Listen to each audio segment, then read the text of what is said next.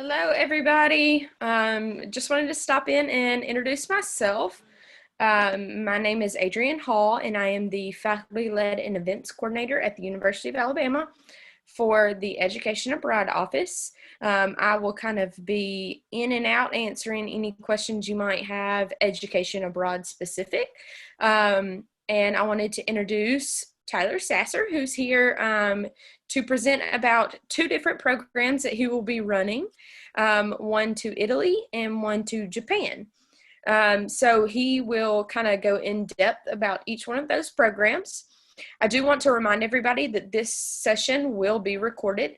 So if you don't want your name or video up, just remember that. But I will turn it over to Tyler now. Hey, so good evening, good afternoon, good evening to everyone. I hope you're well. So the UA in Japan, Japanese literature and film, is probably going to be in the May interim. Trying to decide, and I will know soon if I'm doing one in May and July. And if I do, which is what it looks like will happen, this will be the setup or the time frame for that. So the purpose of this trip is it's sort of my major area as a professor at Alabama is in Renaissance literature and Shakespeare, which has hardly anything to do with Japanese literature or culture or Japan. But I teach a course called World Lit 1. I'm teaching it this semester. I teach it often at Alabama. And I have several ancient and medieval Japanese texts in that course. And one of the most famous, if not the most famous, director of Shakespeare film is a Japanese director called Akira Kurosawa. So this is a course that sort of combines early, ancient, traditional, and also medieval Japanese literature and culture. And then it looks at how this one director, Kurosawa, takes British drama, takes Western drama, takes Shakespeare, and redefines it, reappropriates it into this traditional Japanese literature that we will be looking at. So it's still a version of literary tourism where we will be going to different temples, museums, and gardens that are associated with the text that we are reading in this class. So the cities that we are almost certainly going to visit will be Tokyo, Kyoto, Hiroshima, and Shikoku Island are going to be the places that we visit in this class, or where we spend the nights in this class. And this program is meant to be deeply immersive. It's meant to take you in as safely way as possible, of course, I mean completely safe, but really get you absorbed in the natural as well as the urban culture of Japan. So this, much like my Italian trip, is meant to show you a variety of places. So some of the art that's associated with the time period that we will be focusing on in this class. So this is some of the literature that we will be reading. Most of it will be Japanese.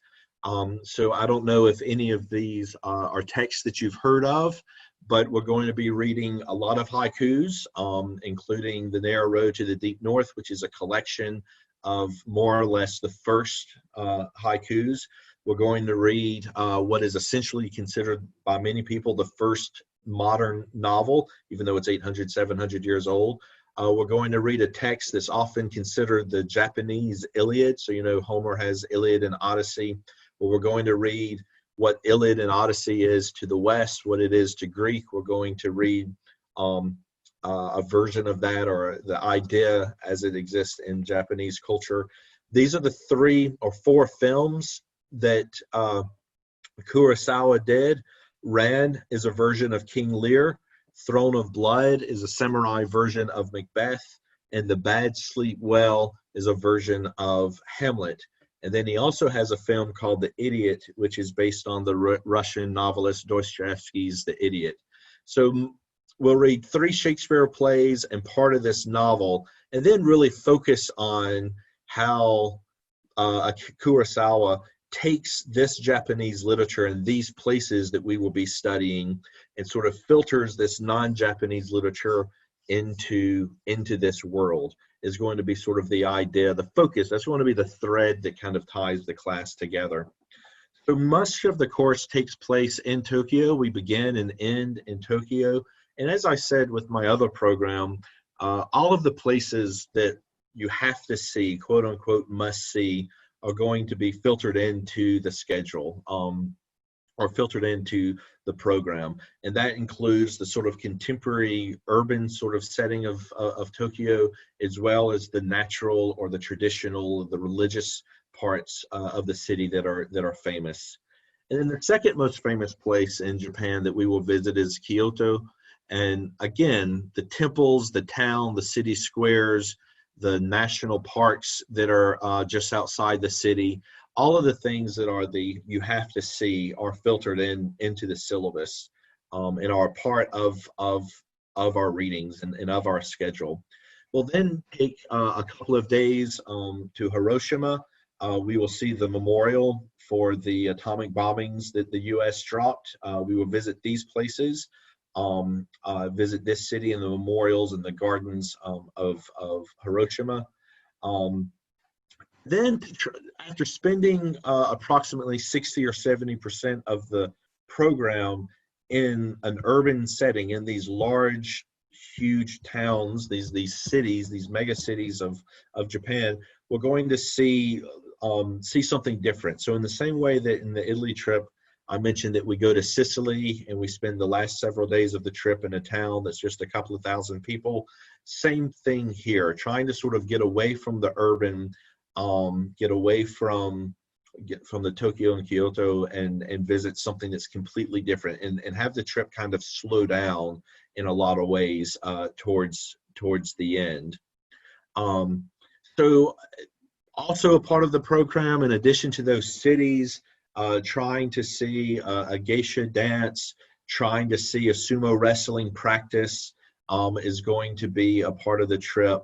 A handful of day trips are scheduled. You'll have 2 large traditional Japanese meals in all of your breakfast, all of your hotel, all of your in-country travel is included with this program.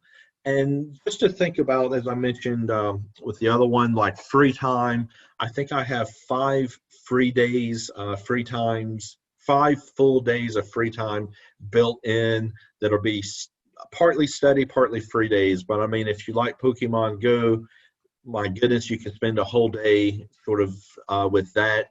If you're into video games, the Tokyo video game, the Tokyo arcades are just limitless. If you're interested in that, and talk about a city that never sleeps and just this sort of multi-sensory experience where you're smelling and seeing and hearing things that, if you haven't been here before, are completely new to you. Japan is a wonderful place to take food tours. The cuisine is just absolutely amazing, and to take street food tours, very popular to do at night or anytime during the day. All types. If you're interested in these temples that are here, you can arrange to go on temple tours during your free time. If anime is what you're interested in, you could go to the top 25 museums devoted to this type of animation on your free day. And that actually one of these may be built into the syllabus as well, kind of working on that and thinking about that. And then I just have some FAQs at the end of this program, or at the end of this PowerPoint. World Lit 1, and then one of these 300 level classes will be built in, will be the classes that everyone is taking. There will only be 10 to 12 people in the class. I'm the only teacher in addition to being the director of it. HBC is available upon request as well. And just some other FAQs. You don't need to know Japanese. You don't need to know Italian to go on either of these programs. You'll be required to learn a handful of phrases. You'll be learned to count to 10 and say please and thank you. But other than that, the courses will be taught by English speaking professor, me. They will be taught English translation, and we will have a guide with us the entire time should we need any sort of help with the language. Don't let the language be any sort of a barrier. Again, here's my email. If you have any questions, or if you want to see, if you would like to have me email you a copy of these PowerPoints, certainly the best way is to contact me is through email. All right, Tyler, it looks like we have a few questions. Okay. The first one was about cost, and I kind of answered that, saying we don't know the exact cost until the end of October, beginning of November, what the assignments will be, and how does the credits work, how does the grading work? So I promise you absolutely that even though there's a lot of reading, that it's completely manageable, and I am realistic with the text. But it will run very similarly to a traditional in-country class. A typical day will be class from like 9 to 12 with 2 breaks. So like kind of 80-90 minutes break, 80-90 minutes break. And then maybe another hour, but usually classes from like 9 to 12, or 10 to 1, something like that. And then we break for lunch. And half the days there's an excursion for the afternoon, and half the days are free afternoons to do the reading. With both of these classes, there's a lot of poetry and a lot of drama. And I think that reading poetry and reading drama is a lot easier to do in person, in class. So, and then there's one longer paper that is required in that 300 level class. It's 5 to 7 pages or 6 to 8 pages. I have that assignment due a week after class ends, after we return. If you want to do it on your free days, you can. If you want to take an incomplete and turn it in a week later, that's fine as well. There is a midterm. One of the classes will be a midterm. It's exactly like a midterm would be: quotation identification, explication, short answer. And then there are reading quizzes, a handful of reading quizzes. Lowest one is dropped, but it is absolutely manageable. Awesome, thank you. And another question is about your Japan trip. Is it also planning on being a month long? About how many days is the Japan trip? Japan's going to be about 21 to 28, so about 3.5 weeks. About 3.5 weeks is what it's scheduled for right now. Since the Olympics have moved, how things are supposed to be is that I'm marketing Japan right now, and we just watched the closing ceremonies a couple of weeks ago, and everyone's excited about it. I'm trying to see if May will be early enough to be away from construction and traffic, and I'm almost certain that it will be, but it looks like that trip will be about 3.5 weeks long, give or take a day or two. Do you have any opportunities for this to move to online if for some reason COVID is still prevalent next year? Do you have any opportunities to pivot to online? I did. I taught the 300 level class online in July 20. I taught it to replace the course because students needed it. So I was able to do that. And as far as the 200 level classes, even in normal times, the English department offers a handful of 200 level classes online and in person. I don't know if I probably would not be the one teaching it in that case, but I would be teaching the 300 level class online again if this happened again. Awesome, thank you. Anybody else have any questions? When do we have to commit by? Do you want to talk about that, or? So you can tell, I'll say what I've done in the past. I'll tell you what has happened in the past, because the Italy trip is pretty popular and has filled fairly quickly the last 2 times. So that date is maybe more important than the actual last minute date, as you asked. What has happened in the past is I have 10 to 12 people is it, and I have usually had about 8 to 9 committed in the fall semester. This past year, I had all 12 before the winter break, before December 19 committed for summer 20. I don't think for summer 2, I don't think everything has to be paid and ready to go until sometime in April. I'm not sure about the May, which is when the Japanese one would run. So Adrian can probably give better dates than Yeah. that. So what we classify as committing to a program is putting down a $250 deposit to the program. That kind of holds your spot in the program. All of our programs for next year, we will drop a program for COVID reasons before any non-refundable cost happen. So you don't have to worry about putting your $250 down, then COVID strikes again and you don't get your money back. We will refund that money. But what we typically say is we have to have that $250 deposit about 100 days before departure. That's kind of when all of the decisions are kind of made, if that answers your question, Megan. It's kind of flexible.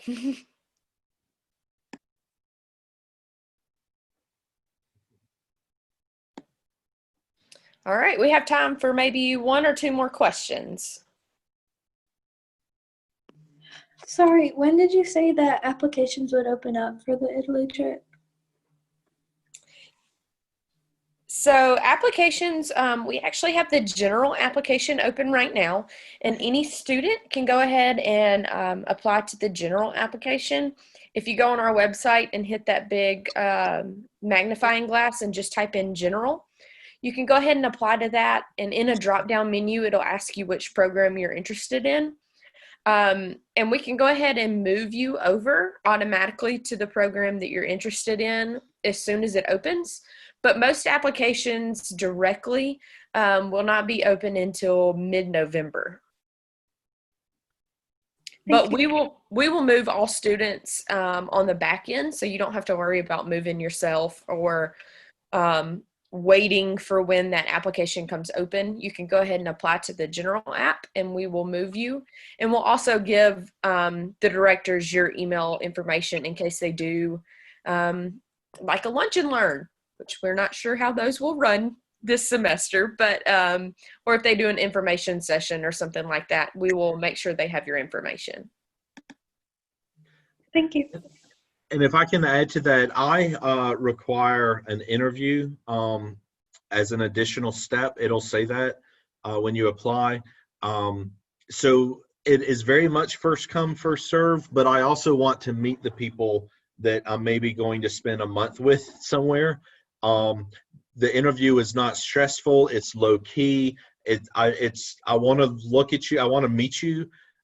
This would just be through Zoom. I want to meet you and make sure that you're interested, learn about what are your interests are in the program, and make sure it's not just spring break or something for you is really all I'm looking for. So, I mean, it's not something where you would have to dress up and bring 6 copies of your resume or anything like that, though people have done that. But yeah, that would be an additional step. The interview is 15, 20 minutes, just conversation. I just want to meet you before we get in the country. When you say like you're going to move the application, like if you apply before, does that mean we don't have to apply again? Correct. You will just have that one application and I will swap the application in the background for you where you don't have to apply again. Okay, thank you. Yeah, you're welcome. Well, thank y'all all for coming in. It was nice to see all of y'all and to learn about the 2 awesome trips. If you have any questions, feel free to email Tyler or the Education Abroad office. I did drop his email address right here in the chat. It is mtsasser@ua.edu. All right. Thanks, you guys. Thank you. Hope to hear from you. Bye.